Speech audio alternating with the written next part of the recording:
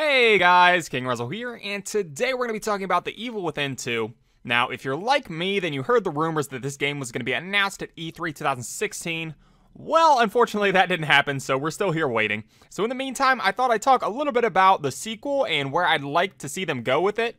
I've done What Do You Want Out Of episodes before in the past, but this one's going to follow a bit of a different format than those ones, and I'm going to be breaking this episode down into the things I'd like to see kept from The Evil Within 1, things I'd like to see changed from The Evil Within 1, and then I'm going to be talking a bit about the story, like where I'd like it to go and where I expect it to go. But without any more introduction, let's go ahead and jump right into this.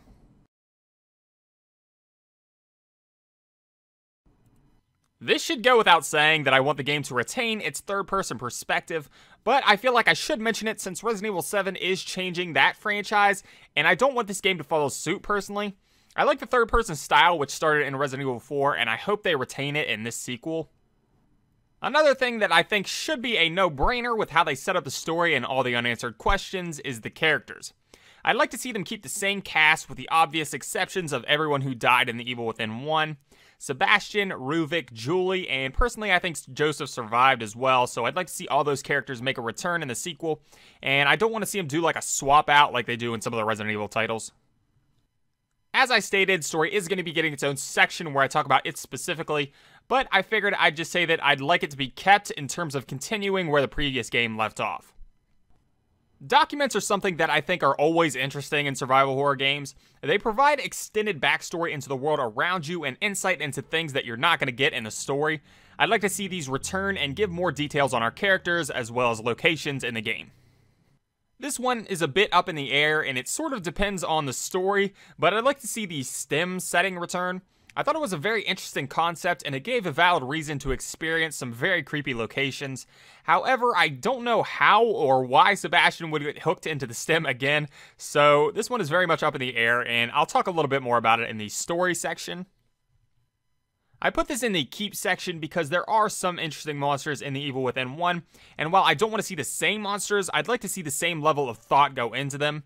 Like the Keeper is the way that he is because he protects Ruvik's secrets, or the Quell is the embodiment of Ruvik's desire to remain unseen.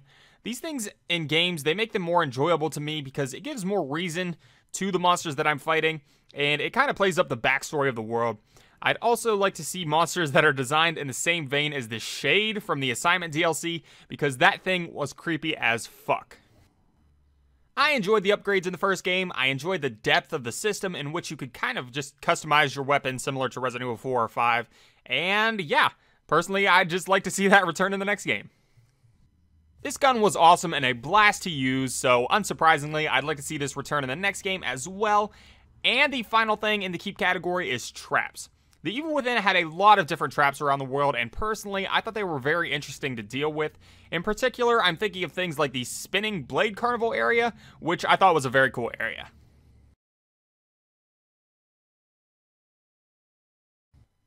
Now, let me start off by saying that I do want Sebastian to be back in the game, but I want his character to change a little bit and be a bit more interesting in the sequel. Sebastian has a very interesting backstory, however, his personality is just so bland that it makes his character boring to play as. In the sequel, I'd like to see his emotions be a bit more amped up and his reactions a bit more excited. Personally, I enjoyed the gunplay of The Evil Within, but I was not a very big fan of the reticle used. Seeing as this game is sort of a spiritual successor to Resident Evil 4, I'd like to see the laser sight be brought back. This was my favorite sight in a third-person game, and I just think it gives you better feedback on where you're aiming, and I personally would just like to see that, and I think it's the way to go. If not making that the default, then maybe making it an option. It's just something, personally, I'd like to see. Alright, so all I have to say about this is fuck Akumu mode. I don't know how many of you guys are trophy hunters or into trophy or achievement hunting, but I am, and all I really have to say is fuck Akumu mode. This game type is amazingly frustrating, and personally, I didn't have much fun in it. I did beat the mode to earn my platinum trophy, and it does make me somewhat prideful to have that trophy, knowing how hard I had to struggle for it, but I don't want to go through that again, so I hope, if nothing else, they don't make this mode tied to any trophies if they make this mode at all, so fuck Akumu mode. Now, this is sort of a nitpicking thing, but why do these games have chapters? What purpose do they serve aside from just breaking up the game and taking you out of the immersion? I don't really know. I don't see the point in chapters, so I'd like to see them removed, even though it's not a big bother if they're not. It's just something that it's just a pointless break in the game, and I don't really see the point in them. If you've played The Evil Within, then you'll know that the final boss of the game is Ruvik, sort of. Ruvik transforms into a giant brain creature, and you basically have to quick time your way to a win. This was, in my opinion, an unsatisfying way to end the game, and I'd like to see something a bit more epic in the next go-around. The story of the game is interesting. There's a lot of confusion, but it does all come together in a way that makes sense, sort of. For the full experience of what's going on, you'll need to read the documents, but not everybody wants to do that, so you have a lot of people who didn't really have any idea what was going on, and at the end of the game, they still had no idea what was going on. In the sequel, I'd like to see the story make a bit more sense on its own, with less reliance on the documents. Let the documents serve as more backstory as to how or why the events are happening, and let the story just kind of tell the narrative.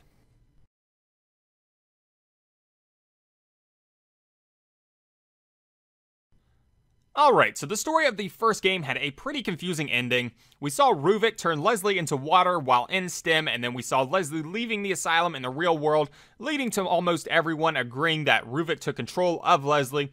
Not only that, but we also had Kidman with the double agency, and then the truth about Myra Castellanos working with Mobius came out. We also got some answers as to Kidman's motives in the first 2 DLCs, as well as a small amount of information about Mobius. However, we still don't know much about Myra, and I think that's what the second game is going to be most about. As you well know, the first game was pretty much entirely based on Ruvik's backstory, leaving Sebastian the scraps of what could be fit into the documents. His daughter dying in a house fire, his wife going in search for her and going missing herself, and Sebastian's downward spiral. I expect the second game to take more of a central focus on Sebastian's story and take less cues from Ruvik's life.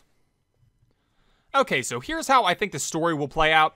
I think Sebastian, now knowing that his wife is alive, will seek her out, probably with the help of the now more sympathetic Kidman.